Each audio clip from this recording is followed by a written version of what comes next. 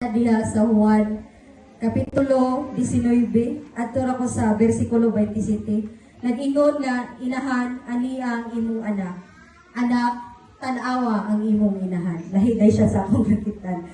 So may buntag ka natong tanan murag gikulbaan jud ko 1/4 kay kaloys Ginoo sa gikan day ko sa Lower Sinandigan. Then nahadlok siguro ang init ang mga kauban kay nang gi-rejob siguro to sila wa jud sila nanganhi. So ang naa, ang among chairman, ang among papa, then anak man ko, so why no choice, nakaanhi dyan ko. Bitaw, so, basic, ingon man si Rev, na puhon ko no next year, ato tag sinandigan, so, mapugsa na dyan mig-attend, kaya mga naman, mas lain sa dugdaghan mo kaysa namo, di ba? So, kung tumanon to no Rev, mangandam na may isugod ugma, kaya murag nagandaghan today mo, kalois Ginoo. Bitaw. So ako ang nasay sa ikatulong pulong nga gibilin sa tong Ginoo kanato nga makita diya sa Juan 19. Ang akong mensahe karon mag-focus siya og duha ka side. Kay nasa nagtanaw ko first time maninaho so nanginanglan ko guide sa mga videos. Kay nanginanglan ko guide kung asa ko magsugod kung sa akong nakita nga videos maka-overwhelm kay siya kay duha ka point of view about family o about ginikanan og anak. So muna lang ang akong i-focus karon about inahan og anak nga relationship o about pamilya. So arita magsugod sa babae tan-awa ang imong anak. Unsa ka ang bation sa usakinahan nga magsudong sa iyang anak nga gibiyay-biyayan at tubangan sa mga tao. Unsa ka ang bation sa usakinahan nga magsudong sa iyang anak nga nag-antos sa tumang kasakit. Unsa kahay bation sa usa ka inahan nga magsudong sa iyang anak nga mawad-an sa kinabuhi. So kung moingon tag mami, nanay, mama, pipila lang kana ka mga tawag sa atong inahan nga naglangkob sa ilang tibok kinabuhi. So two syllables lang siya pero once nga nanay mo tawag nimo nga mama, it's not about yourself, di ba? So nana kay responsibilidad anang tawhana. So kada siya is lifetime nga responsibilidad. Tawag nga bisan 50 nang kakuya. Tawag nga bisag kasurindirin na. Apan atubangan sa ilang anak. Padayon gihapon gipakita nga kaya pa. Nga anak okay ra. Nga anak si mama na. No? Nga bisag kung atong kuanon nga wata kay bawo kaning mga inahandri wata kay bawo unsay diskarte. Para na ako bitaw nagtrabaho man jud ko microfinance more on mga nanay akong members. Makaingon ko grabe ka bright ang mga nanay. Kay bisag kadakong bayronon usang rilisan kaya, no? Grabe ka bright ang mga nanay. Kaya nilang budgeton ang pag-eskwela, kaya nilang budgeton ang pagkaon sa pamilya, kaya pa nilang makadawat og parcel, di ba? Yan naka-bright ang mga nanay. Ako din silang gingnan, magtapok man jud kada adlaw. Wala ko'y lay nakitaan nga kamao mo budget ang kwarta nanay ra, di ba? Imagine ha, pila ray income sa amahan, pila ray income nga ihatag pero kaya na sa nanay. No? Tungod kaya itong mga nanay, dili na nakinahanglan mo eskwela accounting, dili na nakinahanglan. Tanawon pa lang na sweldo sa bana, adto na ni padung, di ba? Pagtanaw pa lang, kay bawo ng kuwangan, o pagali kay bawo pilay sud. Yan na, mananag na ang mga nanay. So dili jud nato ma-question ang kapasidad sa usa ka nanay tungod kay ang nanay gyud ang ipakita nga tinuod gugma, no? Kung namanggali as well nga as what you mentioned sa ikaduha ganina, kung namanggali mga nanay nga murag nakalimot na sa ilang responsibilidad or wala na nila gisud sa una-una ang responsibilidad sa nanay, gamay lang.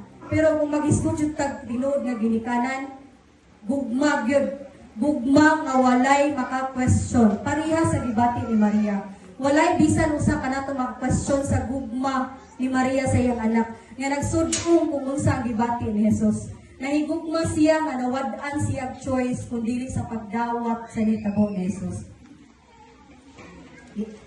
So sakit kayo sa sakinahan nga makita sa iyong anak nga nagantos sa kasakit, naghulat sa kamatayon nga wala siya mahimo kun dili ang pagdawat o paghilak. Kung atong pamalandungan ang kahimtang ni Maria nga nagsudong sa iyang anak sa atong kinabuhi karon, walay ni bisan usa kanato nga makasukod sa gibuhat ni Maria, no? Kay kana man siya isbalaan na nga mga buhat. So in real life, wala jud inahan nga mosugot ilansang ang iyang anak, di ba? Kung ikaw galing inahan, kung masamad ra imong anak makigsukol gali ka silingan, kana pang ilansang, di ba? So walay bisan usa. So mag-focus ta sa kasakit ni Maria in between mothers na to in reality. So tungod magod kay ninahan is na nila ang selfless. I don't know if nakita ba mo sa ka video nga nisikat sa Facebook World 2025. Mag-focus ta sa inahan. Na isa ka anak na kawan, gidakpan siya kay nigamit og ginadili nga droga. Then ang image bitaw sa mother makaingon ta nga naa niya usa ka characteristic ni Maria. Kay before pa sikat ni siya sa Facebook, grabe ka ang views niya, pero kung makabasa bitaw ka sa comment, nag-focus siya sa mother. Wala, disregard nila ang gibuhat sa anak nga nadakpan tungod sa shabu. Kaya nga naman, ang anak nadakpan, gigukod sa pulis, nihangyo jud ang inahan nga himasaan sa niya. Una niya ipada sa pulis. Gihilamusan sa niya. Di ba? Imagine, no? Ang inahan, wala naman siya choice. Makasasala man na niyang anak. Pero wala dito nahunong ang iyang pagkainahan. Katuman lang, magpabati man lang niya sa iyang anak nga anak. Bisan niya anak, ano? Inahan ko. Hinluan, gihapon taka, una taka ihatag sa mga pulis. Diba? So, dili ta, walay maka-question na to nga. Dili ta makaingon nga gitolerate sa mama. Wala to niya gitolerate. Maura jud to ang iyang usa ka way nga mapakita niya nga love ti ka anak. Bisan pa man sa imong pagkamakasasala. Gihimasaan niya, gihilamusan niya. Pagkauman, gidala na sa pulis. So, niya ka powerful ang love sa ginikanan. Kaya nga itong manggong inahan, nagpakita og paglahutay nga kasakit, pag-antos, pag-amuma, tungod kay ang gugma sa inahan, balaan. Then arita sa anak, tanawa ang imong inahan. Matud pa sa Jeremiah 1:5, nag-ingon ang Ginoo nga sa wala ko pa ikaw buhata diha sa tagwangkan sa imong inahan, gipili ko na ikaw. Kana nagpahinumdum ka natong mga anak. Ako wala pa man pukoy anak. Kanang murag nalimta na siguro ko. sa Ginoo naman. Wala nakalimot na siguro sa anak sa mga ginikanan. Dili ta kung ingon lang nga joke nga paaging ano wala man ko gipanganak sa tag-iya sa alturas, di ba? Nag-antos man tang si panarbaho. Pero dili mo na gingon nga destiny na nga mauna imong inahan. Destiny na nga mauna imong anak, mauna imong amahan. Kay kung gipanganak pa ko sa laing tao, dili po siguro niya ni hong naon siya pilinggo pa po. Kay gwapo mo po ang papa. Nawala man dito. So kami mga anak, naiusahay nga kanang maka-question me nga, di ba? Kita mga anak, anong diri man ko gipanganak, ay mangumang, ano mo gipanganak tag-iya sa alturas, tag-iya sa ICM. Pero wala, dili ta maka-question sa Ginoo na kay wala pa lang ta na tao daan, wala pa lang ta gihimugso ning kalibutan na gahibaw na ang Ginoo nga kinsa imong amahan o inahan. Then sa ikaduha nga point of view sa mga pulong, nagikawa na ko. Nagigistipleran ni ma'am, tinuod jud ay. Tungod sa kakulba mga So kung atong pamalandungan, unsa man nga bahin sa atong kinabuhi karon nga atong ma-apply ang ikatulong pulong nga gibilin sa Ginoo kanato. So kung atong mong tanawa, babae tanawa ang imong anak, anak tanawa ang imong inahan. Para na ko no, kung labi na kung nato ang gugma sa Dios sa atong panimalay, then kung atong pamalandungan ay ikatulong pulong, wala lang siya nag-focus sa between inahan at anak. It resonates family, di ba? Kung ang inahan ug anak, matawag naman na siya nga family. Sa word lang itself nga tanawa, di ba? Tanawa, sudunga. In other words, kumustaha ang inyong pamilya. Aduna pa bakhatay communication within sa family. Aduna pa bakhay gugma sud sa atong pamilya. Nakapangutana pa bakhata sa atong mga kabanay o kumusta. Diba? Most importantly, sadly kaayo makita ka sa mga news nga rampant kaayo ang mga anak nga maghikog. Tungod na sa loss of communication. Diba? Although makasabot ka side, labi na sa mga dili well-off nga family, para na mo, wala na dyan may tayo mamumusta. Diba? Wala na tayo yung kumusta ka anak. Kaya para na to, nag-focus na ka sa pagpaningkamot. Pero karon man gud ang mga batanon is ang ilang values ning saka dili na sila pareha sa una sa inyong pang time nga og kasab-an panglubhog asin okay ra. Kay nungdong po ko sa una na ako'y member sa Carmen, nihilak jud siya tubangan sa muang mga kauban. Kay giyang anak, nagpapalit og lip tint, dili niya kaya, moro to hinungdan nga di na mukaon. Iyang gikasab-an nga unahon pa ng lip tint nimo watay bugas. Hala, ayaw kaon, wala jud ni kaon. Nag-post na sa Facebook og itong nga profile picture. Di ba? Tungod kay wala na ko gi-disregard ang value sa unang nga mga ginikanan, pero dili na jud pwede itong batas militar sa una nga og makasala, bunalag taman-taman, og dili lang bahala ka kukaon kag sa dili na. Tungod ang mga batanon karon ni-evolve na sila into modern technology. Nga mura bitaw bitaw gingnan si ate nga dili man jud ko ingon nga bansay kayo nga motambang niya kay wala mo koy anak. Ingo ate dili na siguro magsilbi tong hala bahala ka di ka mukaon diha. O wa jud di kaon pero tinagulan niya. Di na kuno mukaon hinung tungod lang sa lip tint ha. Tungod kay ang gibating sa anak, wa na kuno siya higugmaan tungod na sa lip tint. Nagpost-post na og mabuti pang mamatay, di ba? So atong panumduman manggod nga karong panahon na ang mga batanon dili na jud pareha sa una gyud. Jud na ho kung kasab-an gali ni mama papa aw jud sundon. Kay for the information of everybody, akong igsuon namatay pod sa hiko. Tungod kay why communication kami sa una. Ako nagtrabaho sa Cebu, si mama nagtrabaho sa Cebu, si papa nasa munisipyo, nagkabigil na di ay sila sa iyang pamilya. Nga wala rami kahibalo. Kay wala man mi pangutan anay o kumusta na mo sa inyong asa ay mong live-in. Wala ra, nanawag na lang na naghikog na. So niato kada kong impact ang miscommunication between family. Kay kung naapa siguro na ako nasa unang mangumusta ko, pwede siguro ito makasulti akong igsuon nga day. Murag bubiyaan na sa kung ihong baje. Dili, siguro ito mahitabo. Pero mo na itong ingon, ang tanan na hisulat naman kagustuhan man sa Ginoo regardless kung ganahan ba ta or dili. Ang ato na lang karon is to learn from what happened. Diba? Most importantly sa mga mag-asawa, dili na ito i-take for granted na atong bana muli inig kagabi dili na ta mangumusta. Kumusta ha? Love, han, kumusta imong trabaho? Basig dito na naslain nagpakumusta. Diba? Pamumusta alang, makainga magunta nga simple ra na siya nga word. Pero para nako bitaw no, ang pagpangumusta bitaw, you shows nga ni-empathize ka, nga ni-care ka. Labi na sa atong mga kauban sa simbahan, labi na sa atong mga silingan. Mangumusta ta. Kay para magudila, once nga na'y mangumusta, kung ako lang bitaw no, kung once na'y mangumusta na ko, feeling nako willing siya maminaw. Feeling nako pwede nako masulti niya tanan kung na'y mangumusta. Pero di lang po ta magkumpiyansa. Bitaw, kung ako bitaw ang ipamalandungan, mas maayo dyan og mangumusta ta. At kumusta ako na inyong mga tapad karon o gigutom na bata. Oh.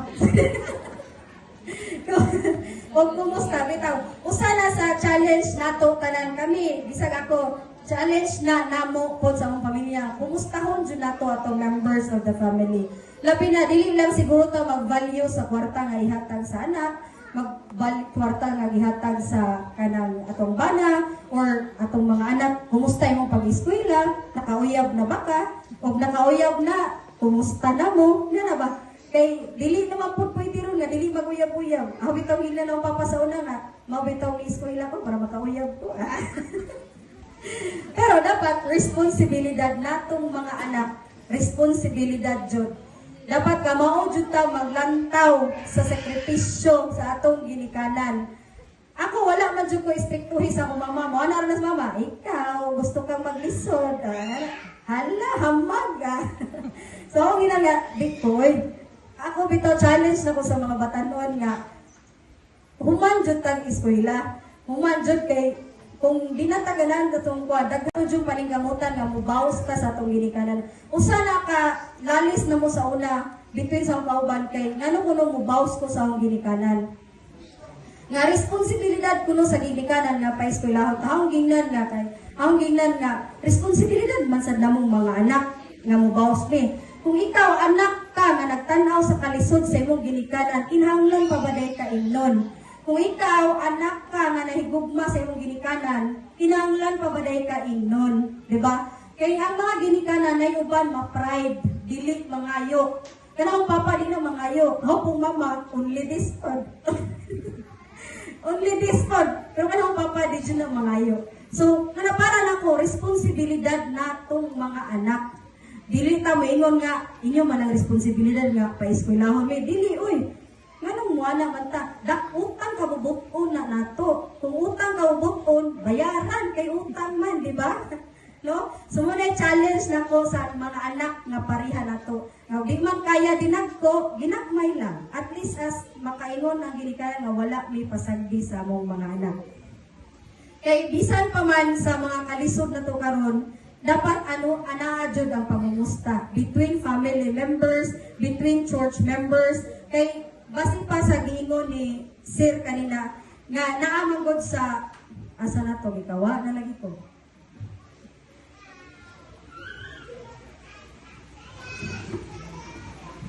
So na giingon sa ay sa nawa na jud, tanawa lagi.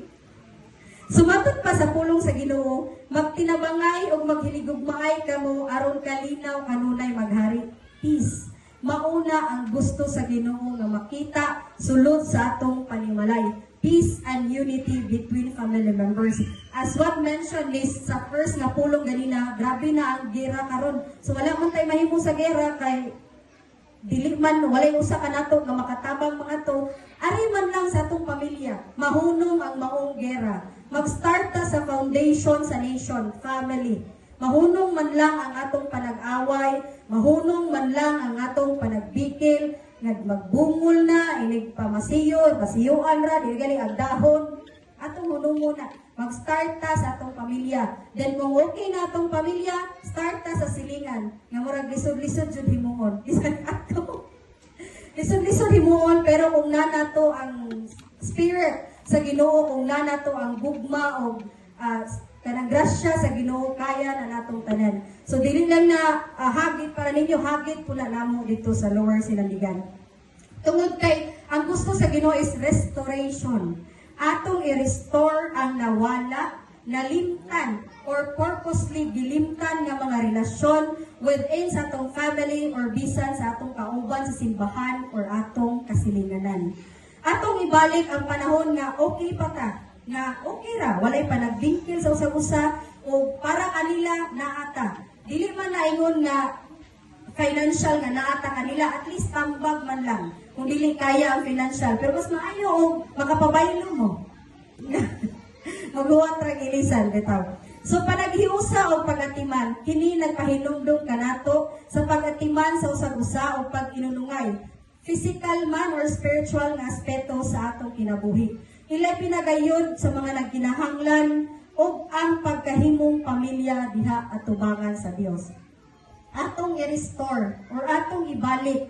Usa ka na kahagit kanato matag-usa nga dili lang sa pamilya kung dili sulod sa simbahan isip mga Kristohanon. Magtinabangay na maglig-on sa pagtuo, paglaom o paghigugma sama sa pag-inunungay ni Maria o ni San Juan. Kini nga pulong nagtudlo o naghagit sa matag-usa kanato nga dili lang unta mulabay kawang ang sakripisyo sa atong Ginoo nga iyang gibuhat para kanato. No, nagpakamatay siya para sa atong tagsa-tagsa kakaluwasan. Nga naapon unta tay buhaton nga sacrifice. Kana mao ang pag-restore, ang pagbalik sa atong mga tinuod nga paghigugma between our family members, between church members, or even our neighbors. No? Wala na murag makaingon ta nga simple ra ang sa Ginoo pero lisod buhaton kung dili nato kagustuhan, di ba? So, nagpahinumdum kana usab kanato, lupad na. Nga ang pulong dili lamang mahitungod sa kasakit ni Jesus, kundi mahitungod usab sa iyang gugma o pag-atiman pinaagi sa paghatag kanato sa atong inahan nga si Maria. So sa katapusan, ako gihagit kaninyo nga kung atong pamalandungan ay katulong nga pulong, let's focus on our family. Kaya bago murag makaingon ta nga balik-balik siya, pero importante jud ang pamilya. Mayingon gali na sila nga ang learnings kuno nag-start within the family. Kung unsa ang makita sa bata sulod sa pamilya, mausad na ang ma-resonate niya sa gawas. Diba? So atong paningkamutan nga dili man ta mahimong perfect nga family, dili man ta mahimong perfect nga wala man tay perfecto nga relasyon within our individual members sa pamilya. At least man lang nga pinaagi sa ikatulong-pulong sa Ginoo, mahinay-hinayan nato. Dili po nato biglaon kay makurat unya. Hinay-hinay lang. Hiniguli nato or mangumusta ta sa tong anak. Mangumusta ta. Yan lang, sugod lang ta sa pinaka-basic. Daghang salamat.